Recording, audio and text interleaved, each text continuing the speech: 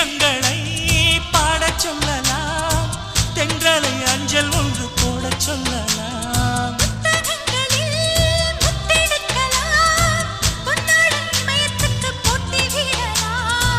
பூமிக்கு பொட்டு வைத்து பார்க்கலாம் பார்க்கலாம், பூவுக்கும் ஆடை தைத்து போடலாமா?